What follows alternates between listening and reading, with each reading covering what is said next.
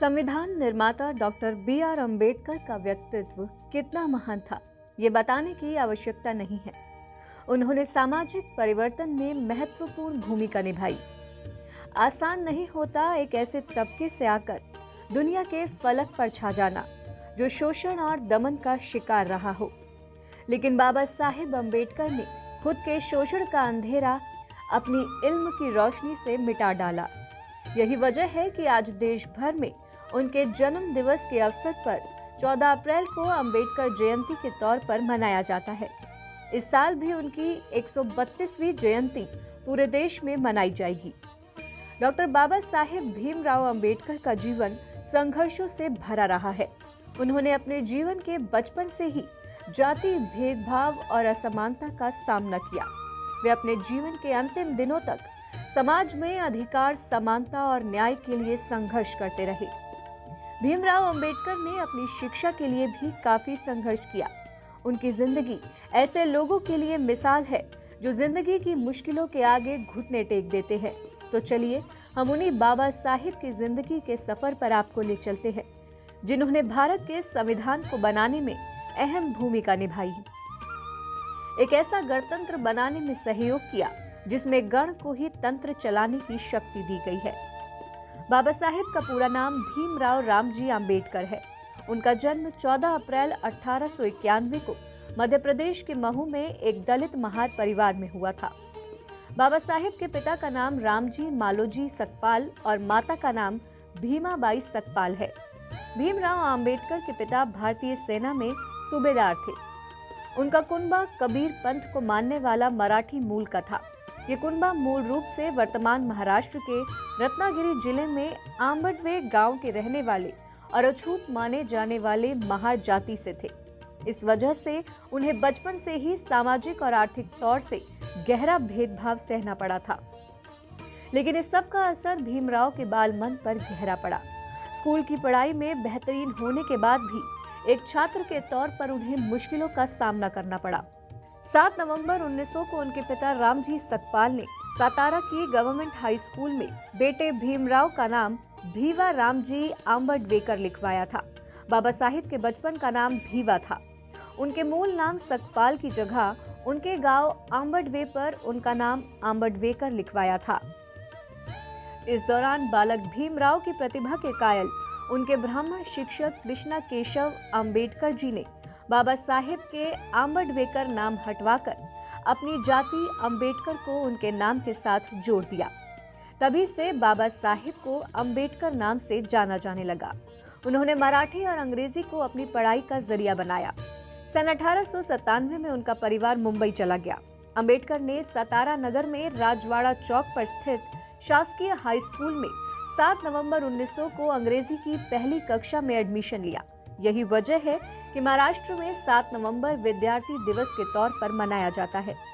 जब वो चौथी क्लास में अंग्रेजी से पास हुए तो उनके समुदाय के बीच ये दिन उत्सव के तौर पर मनाया गया।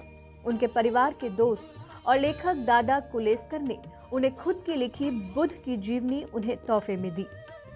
इसे पढ़कर ही उन्होंने पहली बार गौतम बुद्ध और बौद्ध धर्म के बारे में जाना।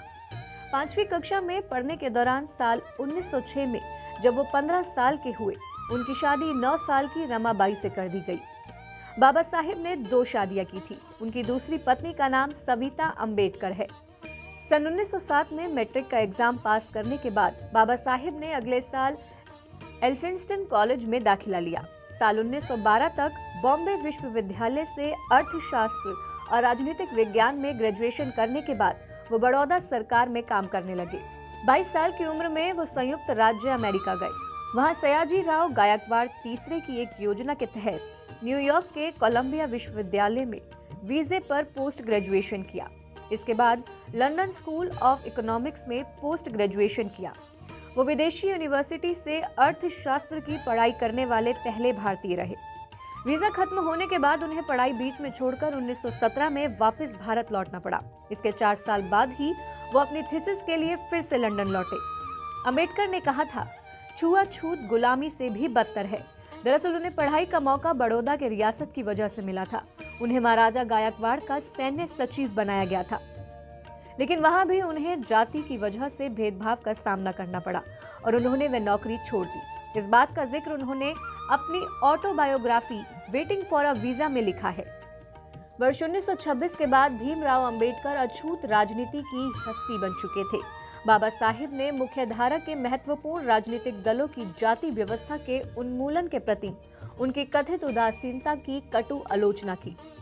अंबेडकर ने अपने समुदाय के लोगों से ऐसी बात कही जो आज भी बेहद अहमियत रखती है।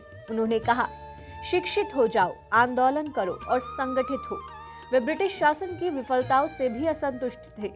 उन्होंने अछूत समुदाय के लिए स्वतंत्र राजनीतिक पहचान की मांग की, जिसमें कांग्रेस और ब्रिटिश दोनों की दखलंदाजी ना हो। लंदन में 8 अगस्त 1930 को शोषित वर्ग के सम्मेलन के दौरान उन्होंने अपनी राजनीतिक दृष्टि को दुनिया के सामने रखा था। ब्रिटिश सरकार के विधानमंडल में चुनावी सीटों में दलित आरक्षण को लेकर यरवादा सेंट्रल जेल पुणे में महात्मा गांधी और भीमराव अंबेडकर के बीच 24 सितंबर 1932 को एक समझौता हुआ था, जिसे पूना पैक्ट या पुणे समझौता कहा गया। बाबा साहेब ने सन 1956 में हिंदू धर्म में फैली कुरीतियों और छुआछूत की प्रथा से तंग आकर बौद्ध धर्म अपना लिया था। पहले वो सिख धर्म अपनाना चाहते थे, लेकिन कहा जाता है कि सिख नेताओं से मुलाकात करने के बाद उन्होंने अपना ये इरादा बदल लिया। देश को 15 अगस्त 1947 को आजादी मिलने के बाद कांग्रेस सरकार ने उन्हें पहले कानून और न्याय मंत्री के तौर पर चुना। उन्हें 29 अगस्त 1947 को आजाद भारत के नए संविधान निर्माण के लिए बनी संविधान की मसौदा समिति का अध्यक्ष बनाया गया। भारत के संविधान निर्माण के काम में अंबेडकर का शुरुआती बौद्ध संघ, रीतियों और अन्य बौद्ध ग्रंथों का अध्ययन बेहद काम आया।